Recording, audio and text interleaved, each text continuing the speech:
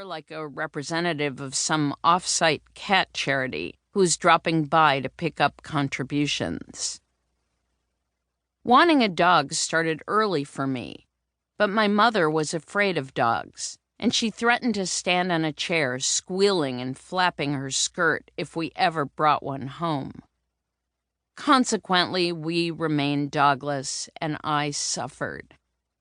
At regular intervals, I offered, or more precisely begged, to walk the neighbors' dogs.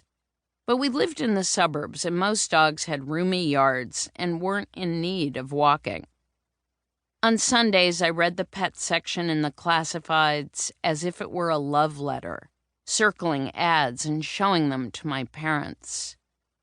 My father would say, "Ask your mother." My mother would shudder and say, "What would I do with a dog?" At last, though, my brother and sister and I wore her down. We devised a marketing strategy.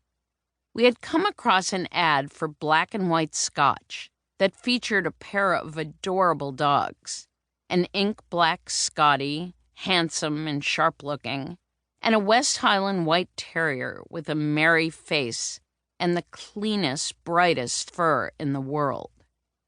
Since my mother's dread of dogs included fear that a dog would spread a haze of permanent dirtiness throughout our house, we thought the dazzle of the Westie's whiteness might do the trick. And it did.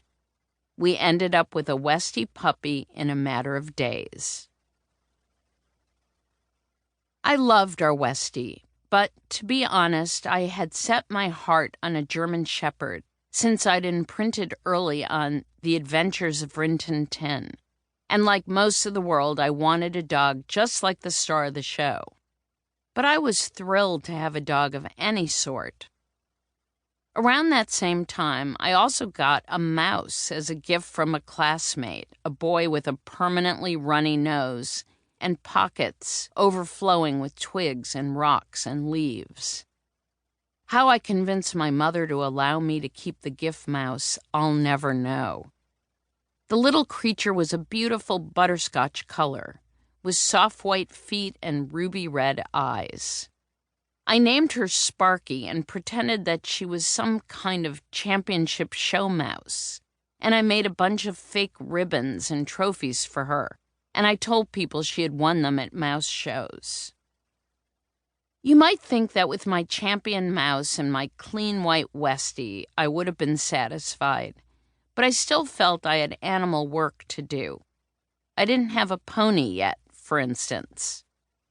I began campaigning for one unsuccessfully. In the meantime, one afternoon, I took Sparky over to my classmate's house so she could have a play date with his mouse. The next thing I knew, Sparky built a nest in her cage and populated it with 5 baby mice, which were small enough to waltz right out of the cage without even brushing the bars. When my mother saw one of Sparky's babies skittering across the kitchen floor and disappearing under the dishwasher, she really did jump on a chair, squealing and flapping her skirt. I had crossed the line. There would be no more animals added to my collection while I was still living at home. As soon as I got to college, I decided I wanted a boyfriend and a dog. I knew having a dog while in college was crazy. I had a wild schedule in a rented apartment and no idea of where I would be after I graduated. Life conditions that don't bode well for pet ownership. But now that I was away from home and away from our family dog, I missed having a pet. Plus, it seemed like all of my friends in Ann Arbor had dogs. As for the kind of dog I wanted, my tastes had changed. Rather than a German Shepherd, I wanted an Irish Setter. I didn't know any Irish Setters personally, but I used to moon over another liquor ad. I think it was for Irish whiskey, featuring a man and woman in Kelly green trench coats, walking a pair of leggy red-haired dogs. I was a not-so-leggy red-haired person, and the dogs, with their elegant, anxious faces and hair that matched mine, seemed like the perfect companions for me.